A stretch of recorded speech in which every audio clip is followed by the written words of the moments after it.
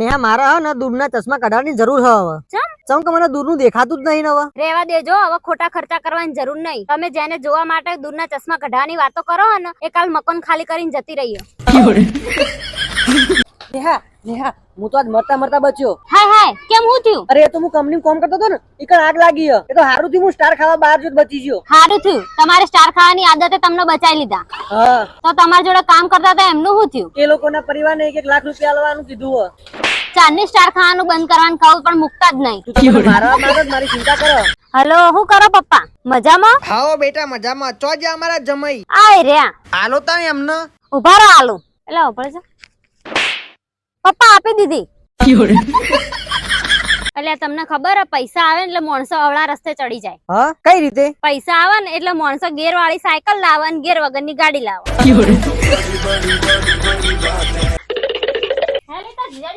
જીજાજી તેલ લેવા મને ગેમ રમવા દે. એવું કહેવાનું તો જીજાજી એવું કહેવાનું. લે આ ડબ્બો મૂકી દે. તેલ કેટલું મોંઘું થઈ ગયું આજકાલ. જિંદગીમાં કોઈ હવા ના કોઈ દિવસ પિક્ચર જોવા લઈ જાય, ના હારી હોટલોમાં ખાવા લઈ જાય, ના હારા કાભા પહેરાવે. બસ અમાર તો રોટલા ટીચે જવાના અને સંડાસ ધોઈ જવાના. હું સલીચમ રાડો નાક કરે હ. લઈ જા કોઈ દિવસ ફરવા. લગન પછી પહેલી વાર ફરવા લઈ જા મેહોણાની બિલાડી બાગમાં. બિલાડીઓ નકરી બતાઈ. બિલાડીઓ જ હું આયે જોઉં. મારી જોડે ગરીબીમાં રહી લઈશ તું? હા રહી લઈશ. મારા જોડે બાઈક ગાડી કશું નહીં તો સરકારી બસોમાં ફરીશ તું? હા ફરી લઈશ. અને મારા જોડે કકડાટ કર્યા વગર રહી શકીશ તું? ના, એના વગર તો મારું કાળજું નહીં ઠરતું. ના તું ગોડી. ના ના તું ગોડી. ના ના તું ગોડી. ના ના તું ગોડી. બે બંધો. હું નક્કી કરીશ તમારા બે માંથી કોણ ગોડું છે એમ. તી અમાર ઘર જોયું હે ને? જા ઘરે જઈને જોયા. હું ઘરે સુખ નહીં. હારું હું જઈ રહું. જોયું? ખબર પડી ગઈ કોણ ગોડું છે એમ? આટલો તો ઘેર ફોન કર્યો તો ખબર પડી ગઈ. આ તો થોડી પૈસાની કમી એટલે સાહેબ. નકર મૂન મારું બૈરું શાકભાજી લેવા હેલિકોપ્ટર માં જઈએ. અચ્છા થોડું વધારે નહીં થઈ ગયું? એવું ચાલશે હેડ ને. તારી બુન તો એક નંબરની મહા મુસીબત. તે મારી બુન હોમેથી નથી આવી. તમે ઢોલ નગારા અને પીપુડી લઈને લેવા આયા હતા. ઓય તમને ખબર હે પત્નીને કેવી રીતે ખુશ રખાય? નહીં. કની પત્ની? भारी मिस्टेक हो गया सर, एकदम बलंडर हो गया. એને હા હા આ હાડીના ઘરવાળાને હાડું કહેવાય તો હાડીને હાડુડી ના કહેવાય? ચોઈ ગોતી લાવો આ બધું. આધાર કાર્ડ ના ફોટા જેવી જિંદગી થઈ ગઈ. હારી નહીં તોય ચાલે.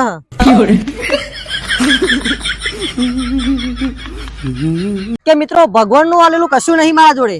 બધું હપ્તાથી લીધું હે બૈરા સિવાય.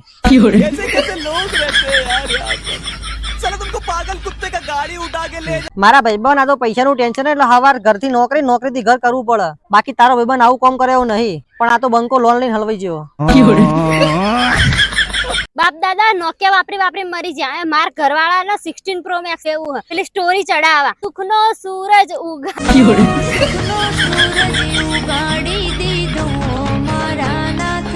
મારી સોગન ખાવ કે તમે મને લઈને તો દુખી નહીં. અરે પગલી તને લાઈને દુખીશું. હું તારા માટે ગમે એટલું કરું ને પણ તને મારા પર કોઈ જાવ વિશ્વાસ જ નહીં આવતો. મને તમારા ઉપર એટલો વિશ્વાસ છે ને કે આખી દુનિયા મારા વિરોધ ઉભી હશે ને તો તમે એને સપોર્ટ કરશો, મને નહીં કરો. બૈરું આખો દાડો બોલ કરતું હોય એ કોઈને ગમતું નહીં. પણ કોઈની તાકાત બોબડી હારે લગ્ન કરવાના. નેહા મારા જન્મ થવાથી મારા ઘરવાળાને ખાલી એક જ ફાયદો થયો. શું ફાયદો થયો? એમના ને કંટ્રોલ માંથી 5 કિલો રાશન મારા નામનું વધારે મળે. ચોકણ હ હું તો ઘરે બેઠી હું. હું તારા ઘરની પાછળ બેઠો હું. ફટાફટ પાછળ આય. હારું આવું. શું થયું? આટલા બધા રીમો ચમ બોલો? રાતના 2 વાગ્યા દી તું ઓનલાઈન હતી. એનો મતલબ એમ કે તમે બી રાતના 2 વાગ્યા સુધી ઓનલાઈન હતા. બોલો અચ્છી ચુડેલ જોડે વાત કરતા હતા.